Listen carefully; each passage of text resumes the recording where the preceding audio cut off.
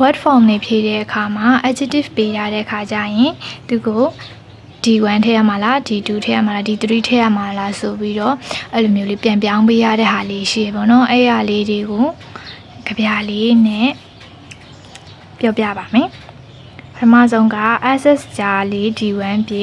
လောက်လို့တိတ်ပဲရတယ်ဝေဒါကကြတော့စာကြောင်းထဲမှာ SS အဲ့လိုမျိုးလေးကြာပါနေပြီဆိုလို့ရှင်သူရဲ့တိတ်ပဲကလောက်လို့တိတ်ပဲရတယ်နော်စုစုကအေးလောက်စာတော်တယ်မမဟုတ်လဲသူစားကများလောက်မလှဘူးအဲ့လိုလောက်လို့တိတ်ပဲရတယ် SS ကြားလေးတွင်အဲ့ဒါလေးမှာ D1 လေးပဲနော် positive degree D1 လေးပဲဝင်ရပါတယ်နောက်သူနဲ့ဆိုင်တဲ့စာကြောင်းလေးကိုကြည့်ကြည့်မယ်။မှာရွှေစင် is as blank as သူစားရွှေစင်ကသူစားလောက်ဒီမှာ clever ရှိရယ် cleverer ရှိရယ် cleverist ရှိရယ်ဘာထည့်ရမလဲဆိုလို့ရှိရင် ss ကြားလေး D1 ပြေးဆိုတဲ့အတွက်ကြောင့်ဒီလေးက clever စာတော်တော့ဆိုတဲ့ positive degree D1 လေးပဲထည့်ရပါမယ် clever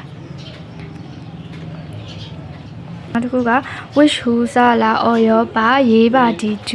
then ပါလဲ to အဲကြောင့် wish who ရင်းနဲ့စလာမယ်စာကြောင်းမှာ or လဲပါတယ်ဒါဘယ်လိုမျိုးလေးလဲဆိုတော့ကြတော့အဲဒီမှာ wish is blank a dog or a whale ဘယ်ဟာကပို့ဖြစ်တယ်လဲ a dog or a whaleခွေးလားဝေးလားငါလားအဲ့ဆိုရင် big လား bigger လား biggest လားအဲ့လိုမျိုးစဉ်းစားတဲ့ခါကျရင်သူကနှစ်ခုထဲမှာဘယ်ဟာကပို့ပြီးတော့မှကြီးလဲဆိုတာပြောချင်တာဖြစ်တဲ့အတွက်အဲ့လို wish who တွေနဲ့စမယ်စာကြောင်းမှာ or လဲပါတယ်ဆိုလို့ရှိရင် D2 ကိုထည့်ရပါမယ်အဲ့ဒီမှာ big bigger biggest ထဲမှာ D2 က bigger which is bigger ဘယ်ဟာကပိုကြီးတယ်လဲ a dog or a whale now then ပါလဲ to အစားကြောင်းမှာ then then မဟုတ်နော် then အဲ့ then လို့ပါလာပြီဆိုလို့ရှိရင် D2 ကိုပဲထည့်ရမယ်ကြည့်မယ်ဒီမှာဆိုလို့ရှိရင် I am blank than my brother strong လား stronger လား strongest လားအဲ့ဆိုလို့ရှိရင် then ထ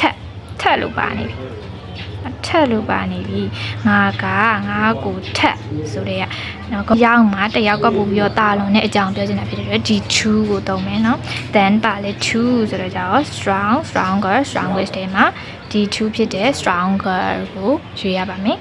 I am stronger than my brother ငါကိုထက်ပို့ပြီးတော့တန်ပါတယ်အဲ့လိုမျိုးလေးပါအဲ့ကြပြလေးတစ်ချက်ပြန်မှတ်ပါမယ် wish who စာလာ or ရောပါရေးပါ D2 then ပါလဲ to အပြီးနောက်တစ်ခုအများထဲမှာတယောက်ဟာအသာလွန်ဆုံး D3 သုံး they နဲ့ noun ကြား3ထည့်သုံးအများထဲမှာတယောက်အသာလွန်ဆုံးစာကြောင်းဖတ်ကြည့်လိုက်လို့ဒီမိသားစုထဲမှာနော်မမကတော့အငယ်ဆုံးဖြစ်တယ်သူကကျောင်းမှာစားတော်ဆုံးကျောင်းသားဖြစ်တယ်လို့အများထဲမှာတယောက်ကအသာလွန်ဆုံးဖြစ်နေတဲ့ပုံစံမျိုးတွေဆိုလို့ရှိရင် D3 ကိုသုံးရပါမယ် they နဲ့ noun ကြားထဲမှာသုံးရမှာပါ D3 ကို Tuta is the blank boy in our class Tuta ကငါတို့ရဲ့အတန်းထဲမှာကွက်လက်အဖြစ်ဆုံးကောင်းပြီ lazy က laziest ပြင်းကြီးတော့ပိုပြီးပြင်းကြီးတော့အပြင်းကြီးဆုံးအဲ့ဆိုလို့ရှိရင်သူကအများထဲမှာတယောက်ကအသာလွန်ဆုံးဖြစ်နေဒီမှာတော့သူကအပြင်းဆုံးပေါ့အဲကြောင့်အသာလွန်ဆုံးဆိုတဲ့အတွက်ကြောင့် they နဲ့ noun ကြားထဲမှာ3 D3 ကိုထည့်သုံးရမယ်အဲ့တော့ laziest ထဲမှာ D3 က laziest အဲ့တော့ Tuta is the laziest boy in our class Tuta ကငါတို့တန်းထဲမှာအပြင်းကြီးဆုံးကောင်လေးဖြစ်တယ်ဒါကြပြလေးကအများထဲမှာတယောက်ဟာအသာလွန်ဆုံး D3 သုံး they နဲ့ noun ကြား3ထည့်သုံးအဲ့တော့ဒီကြပြလေးရဆိုလို့ရှိရင် adjective ရဲ့အဆင့်3ဆင့် D1 D2 D3 တွေကိုဘယ်လိုစာကြောင်းနေထဲမှာသုံးရမလဲဆိုတဲ့ကြပြလေးဖြစ်ပါတယ်။ ဆိုကြည့်မယ်နော် access ကြားလေး D1 ပြေလောက်လို့အဓိပ္ပာယ်ရတဲ့ wait access ကြားဆိုရင် D1 ထည့်မယ်နောက် which who စလာ or ရောပါရေးပါ D2 then ပါလေ2 which way နဲ့စာမယ် or ပါမယ်အဲဆိုရင်အဲ့ဒီစာကြောင်းမှာ D2 ထည့်မယ်နောက်တစ်ခါ then ထက်ဆိုတဲ့စာသားလေးတွေ့ဆိုလဲအဲ့ဒါ D2 ထည့်ရမှာပါ